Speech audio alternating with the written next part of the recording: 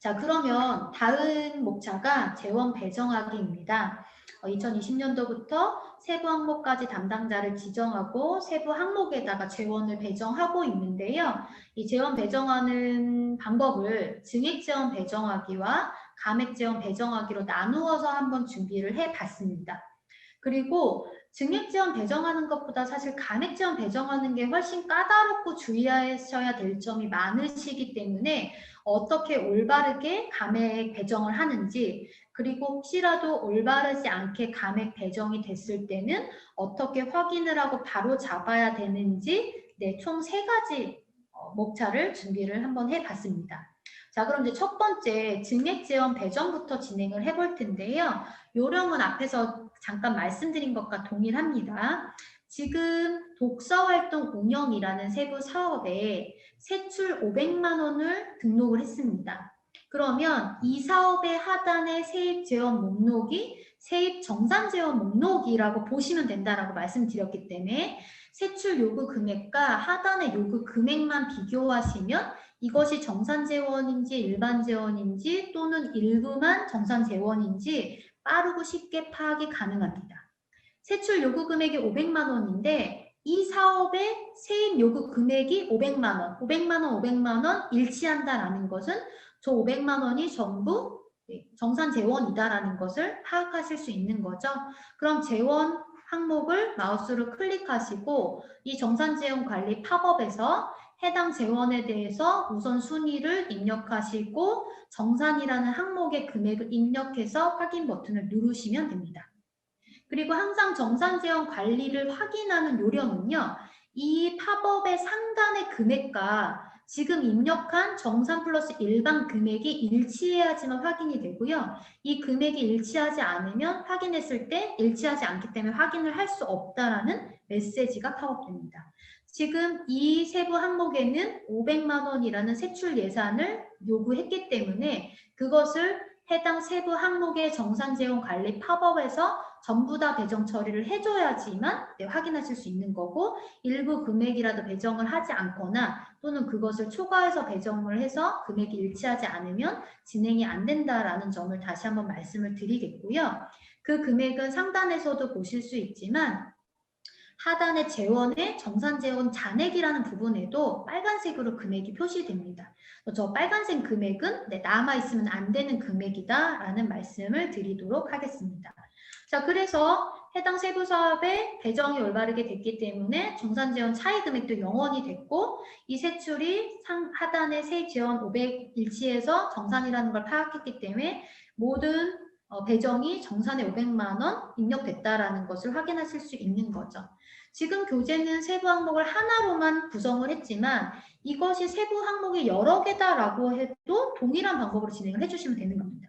예를 들어서 500만 원을 2개의 세부 항목에 300만 원, 200만 원 요구했다. 그러면 첫 번째 세부 항목에 재원을 클릭하고 300만 원을 입력해서 확인 처리하시는 거고요. 두 번째 세부 항목에 재원 부분을 클릭하고 팝업 안에서 나머지 200만 원을 입력하고 등록을 해주시면 되는 거죠. 세부 항목별로 배정하기 때문에 세부 항목에 등록되어 있는 금액과 재원에 배정되어 있는 금액은 일치해야지 올바르게 배정이 됐다라고 말씀을 드릴 수 있습니다. 그래서 증액 배정, 정산 재원인 경우를 한번 먼저 살펴봤고요. 두 번째, 정산 재원과 일반 재원으로 함께 세출을 편성할 땐 그럼 어떻게 하느냐? 지금 똑같은 요령 방법으로 세출 요구 금액과 하단의 세입 지원 목록의 요구 금액만 비교를 먼저 하시면 지금은 이 학비 지원이라는 세부 사업의 세출이 200인데 세입이 100만 원밖에 요구되어 있지 않습니다. 그러니까 정산 재원으로 100만 원 요구하고 나머지 차이 금액만큼은 일반 재원으로 요구했다라는 것을 쉽게 파악하실 수 있는 거죠. 세출이 200인데 이 세부 사업의 세입 재원 목록에서 요구 금액은 100만 원밖에 안 되니까 결국은 나머지 100만 원은 목적이 없는 일반 재원으로 이 사업에 배부하지 않고 세입이 요구됐다라는 것을 확인하실 수 있고요. 그러면 재원을 클릭하시고 정산 재원에 100만 원을 입력하면 에듀파인에서 그 차이 금액은 아예 일반에다 자동으로 또 금액도 입력해 줍니다. 그래서 정산 재원과 일반 재원이 함께 있는 세부 항목은 순서도 중요하세요. 정산을 먼저 입력하면 에듀파인이 차액을 자동으로 일반에 배정 처리를 해주니까요. 꼭 정산 먼저 입력하시면 되고요. 이것을 일반을 먼저 입력하고 정산 재원을 입력하면 일반에 입력됐던 금액이 초기화되니까 순서도 중요하다라는 말씀을 드리겠고요. 그리고 이 세부 항목에 배정해야 되는 금액이 200만 원인데 200만 원이 정산과 일반에 전부 다 잘 배정이 됐기 때문에 올바르게 확인 처리할 수 있다는 거 확인하실 수 있습니다. 그러면 이 해당 학비 지원이라는 세부 사업에 정산 지원 차이 금액은 더 이상 없고 100만 원은 정산에 100만 원은 일반에 배정됐다라는 거 확인하실 수 있습니다. 그래서 정산 재원과 일반 재원이 함께 편성된 경우 세출 요구 금액과 하단의 세입 재원의 요구 금액만 비교해서 차이가 있는지 없는지 파악하시면 됩니다. 세 번째, 일반 재원만 있을 때는 어떻게 됐느냐? 지금 세출에 11만 원 정도를 요구하고 있는데요. 보시면 이 부서 기본 운영이라는 세부 사업에 세입 재원 목록이 아무것도 없다라는 걸 확인할 수 있습니다. 그러면 이 사업에는 본 예산뿐만 아니라 그동안의 추경에서도 한 번도 정산 재원을 편성한 이력이 없다라는 거죠. 그럼 에듀파인에서 아까 본 예산처럼 아예 세입 재원 목록조차 존재하지 않으면 일반 재원인 것을 자동으로 인식하기 때문에 교재에는 제가 이것을 일반 재원임을 확인하고 재원을 클릭해서 일반에 11만 원을 입력한다라고 만들었지만 사실 학교에서 실제로 예산을 편성하실 때는 이 11만 원이 자동으로 일반에 배정되어 있습니다. 에듀파인에서 세입 지원 목록이 없다라는 것. 이 사업에 한 번도 정산 지원을 편성한 이력이 없는 세부 사업은 일반 재원임을 자동으로 인식해서 자동 배정 처리해 주기 때문입니다. 그래서 이런 세부 사업은 일반에 잘 배정되어 있는지만 확인을 해 주시면 될 것 같습니다.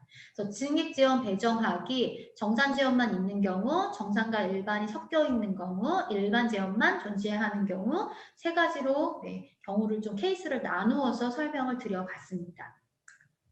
다음은 감액 재원 배정하기입니다. 사실 감액 재원 배정하는 게 더 어려우시고 더 까다로우세요. 어떻게 감액 재원을 배정하는지 이 부분도 세 가지 케이스로 나누어서 설명을 드리도록 하겠습니다. 첫 번째, 마찬가지로 정산 재원으로만 감액하는 케이스입니다. 이것도 방법은 동일합니다. 지금 추경을 통해서 독서활동 운영이라는 세부 사업을 감액하고 있는데 세출에 마이너스 100만 원 하고 있는데 이 사업에서 세입 마이너스 100만 원 금액 확인하실 수 있으시죠?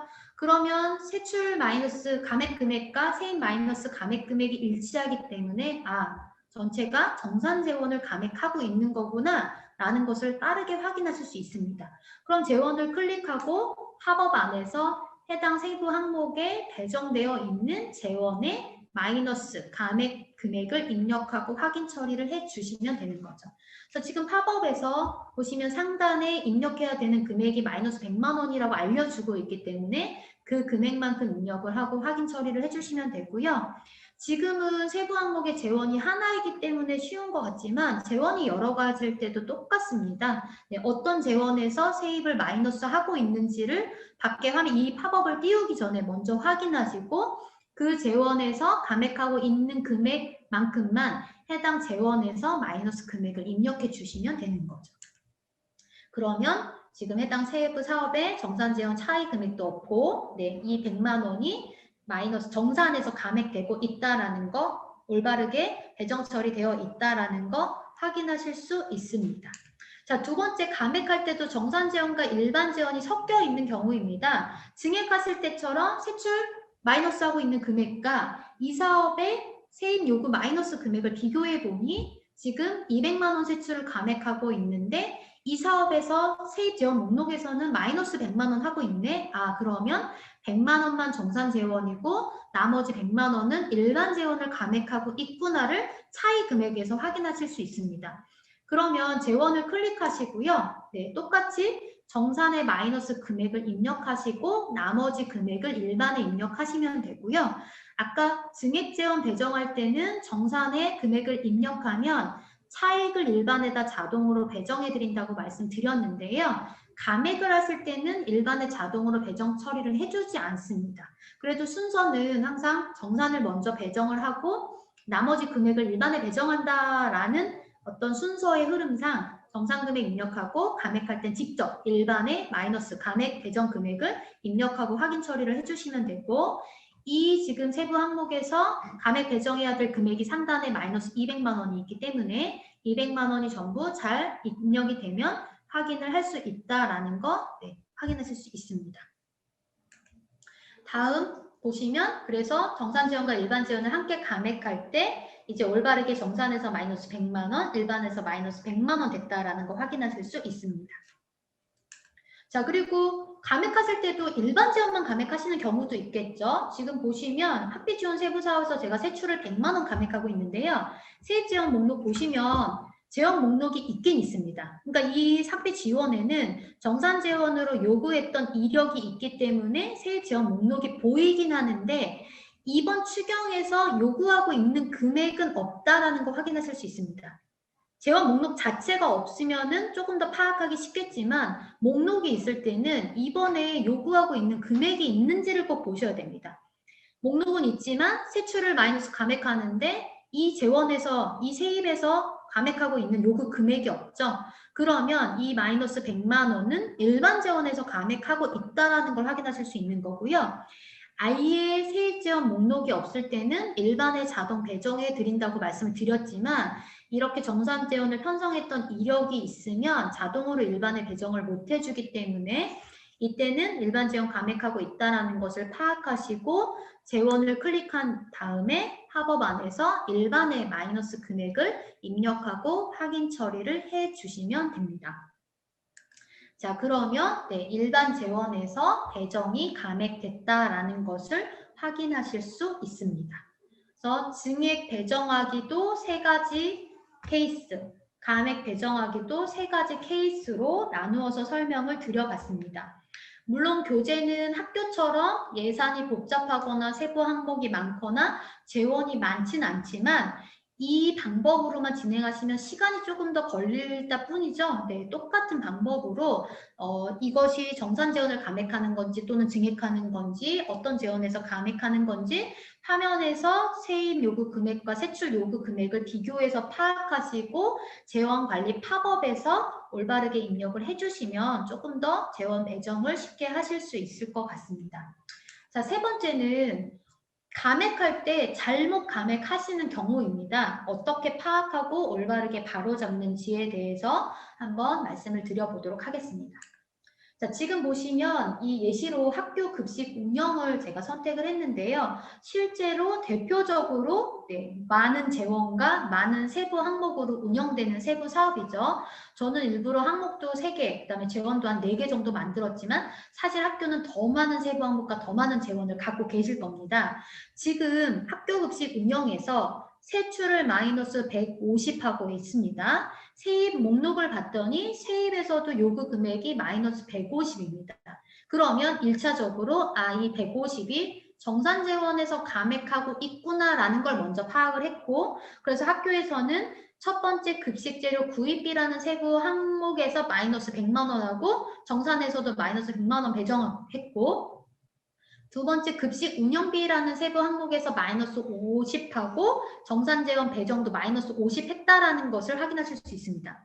지금 이 화면만 봤을 때는 올바르게 세출도 감액하고 재원도 배정한 것처럼 보입니다. 자, 그렇지만 이것을 저 재원관리 팝업을 클릭해서 한번 띄워보면은요. 첫 번째 급식재료 구입비에서 지금 마이너스 100만 원 했다라는 건 하단의 세입지원 목록에서 순번 3번에 교특전입금에 마이너스 100만 원 했다라는 걸 확인하실 수 있는데요.